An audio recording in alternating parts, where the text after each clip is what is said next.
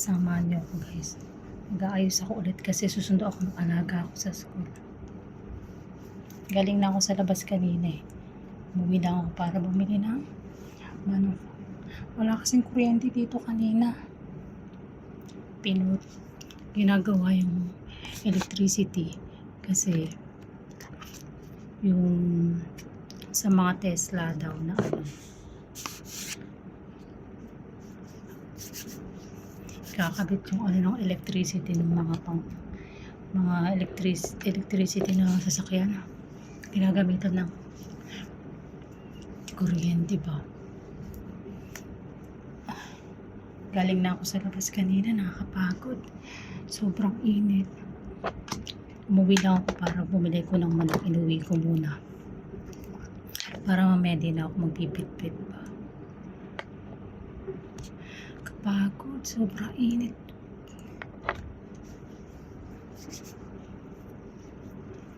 Maglagay lang ako ng sunscreen kasi gala ako ng gala, hindi ako gumagamit ng payong. So maglagay muna tayo ng sunscreen lang.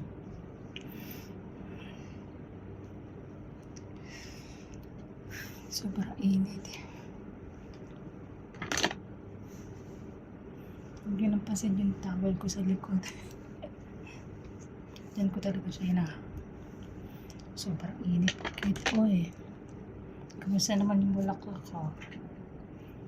Happy Mother's Day sa mga mami.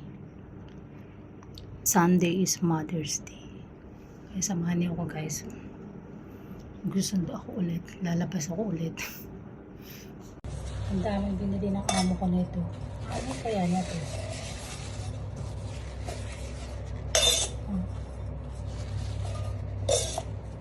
Parang may party ata.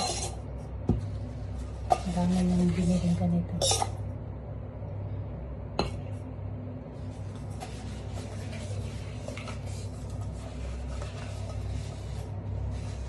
Nagpa-party yata amo ko.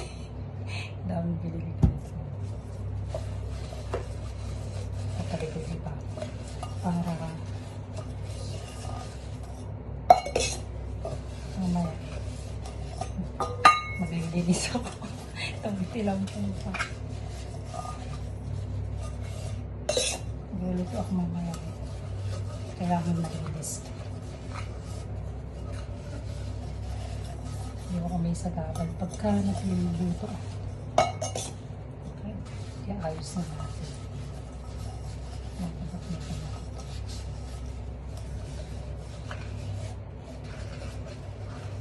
Gamitan na natin ang tissue. Para mabilis pa. Para mabilis tissue na ginamit.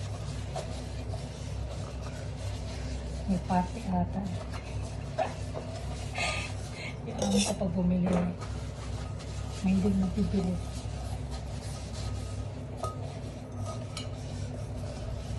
May hindi magbibili na sa tambak. Tapos pagka nanawa naman siya, sabi, sa'yo na lang ako itapon mo. Iba talaga pag mapipera eh. Pag mapipera ang tao, whether ibigay sa'yo, ipatatapon na lang sa'yo.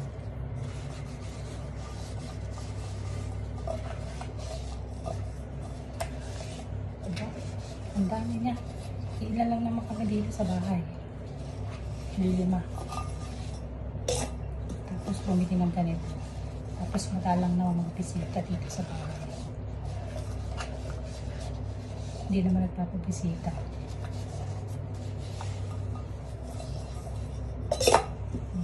Ayan. Nalinis ko na. Sabagay, nilinis niya ito kagabi. Sabi lang na pag natuyo ito. Iligpit ko sa ilagay sa cabinet. Nagsayang pa ng tissue. Dahil tissue na sa buya. 5 lang naman kami. Ilan ba ito? 2, 4, 6, 8, 10, 12, 6. 16.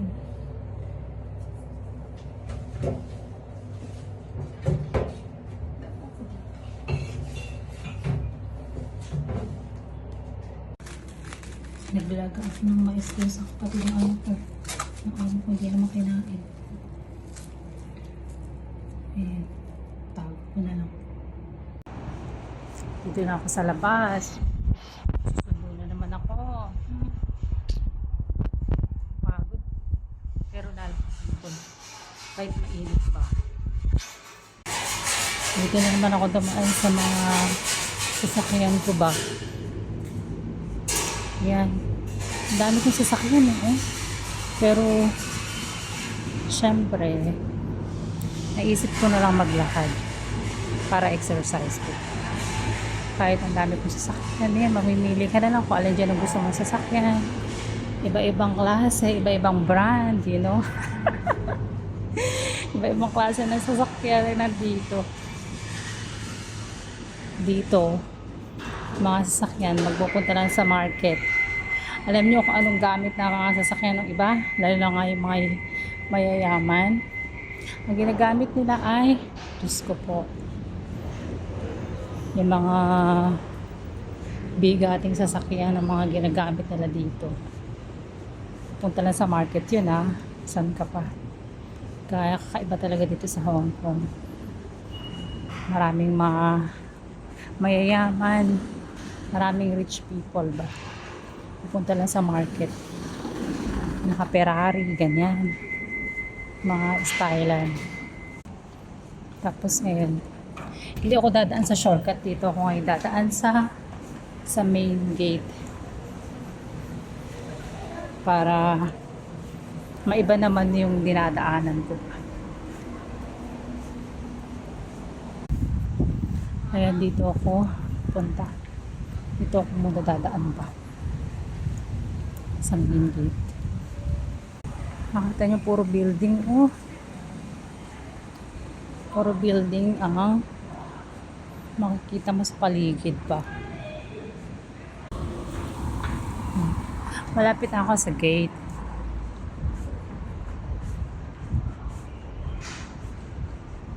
Sobrang init. Kung doon ako sa kabila damaan, shortcut yun. Pero syempre, para maiba naman yung video ko, dito ako sa main dadaan para kakaiba. So teka, kukunin ko muna yung aking umbrella. Ayan. Busa na lang siyang bubukas at sasara. Kaya dito muna ako dadaan sa main, pinaka main.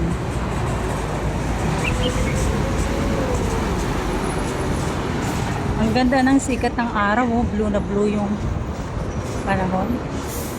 Ang ganda ng sobrang init nga lang.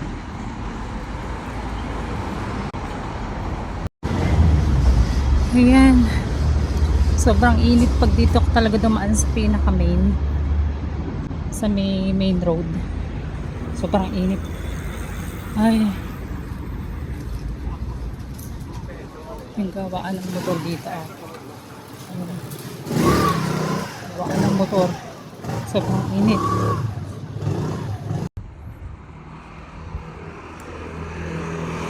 Paano na ba gasolina ngayon? Ba't pala ako nakakita naka-post kung magkano yung halaga ng gasolina dito sa Hong Kong. Sobrang init. Pero ang ganda ng panahon, no? Diba? Si Kuya katanghalian tapat o nagkakape. Kape is life talaga. Kahit mainit. Diba? Yun.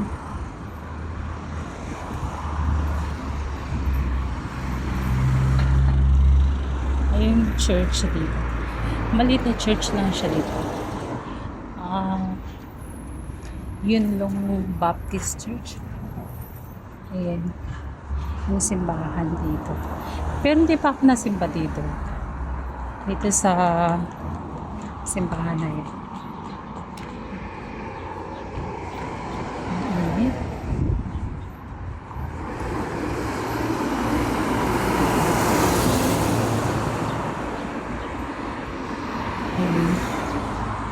Tatawid ako sa kabila para pag doon kasi kung ini-straight ko kasi itong lakad ko, ang tagal ng ano doon eh, nung stoplight.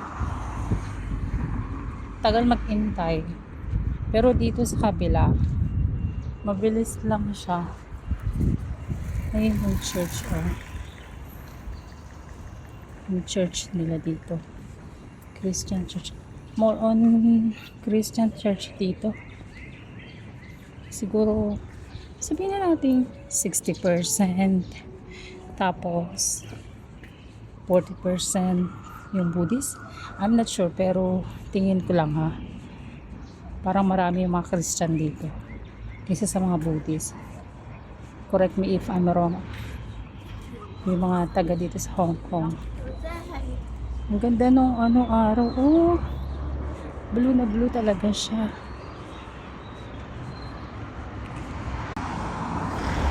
Alam nyo, hindi ako magmamadaling magsundo sa alaga ako.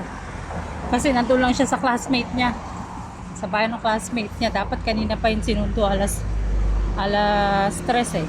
Kaso, syempre, lalakwat siya. Sabi niya sunduin ko daw ng alas 5. Eh, pabor naman yun sa akin kasi may pahinga ba ako? Nakagala ako. Yan pala halaga ng gasolina oh. 124, 628 ang litro. Ang mahal gud oy. Alam niyo, matagal na ako nakatira dito sa Yunlong pero hindi pa ako napasok dito sa restaurant na yan. Alam niyo, dim sum yan eh. Yung mga malalaking restaurant. But more on sa umaga, makita mo dyan mga kumakain, yung mga matatanda, yung mga oldie. Mahilig sa dim sum, mga steam ganon. Ayan. Medyo malilim na dito sa kabilang daanan.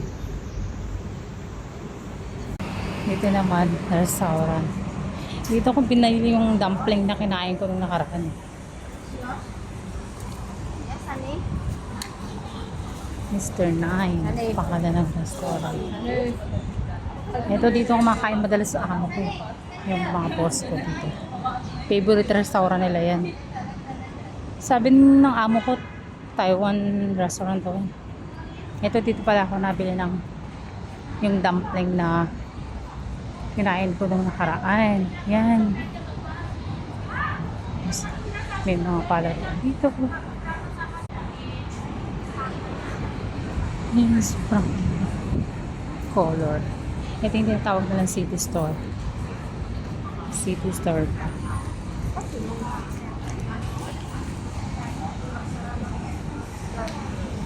So that's it for today's guys.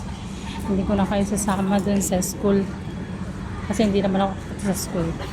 Sa bahay lang ng alaga ko ako pupunta. Bahay ng classmate ng alaga ko pala.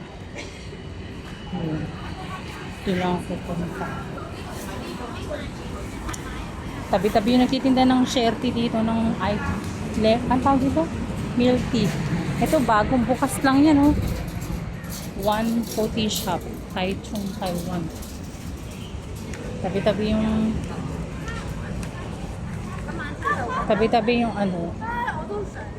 bilihan ng milk tea. Kaya may puro diabetes na yung tao, charot. Ito yung shop na to.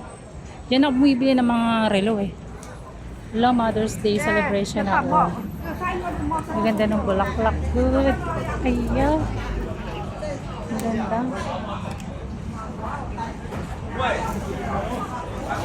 Dahil magma-Mother's Day na. Kaya bigyan na sila ng bulaklak. Ayun din ang ganda. So, that's it for today's guys. At ako'y napapagod na din. Charot.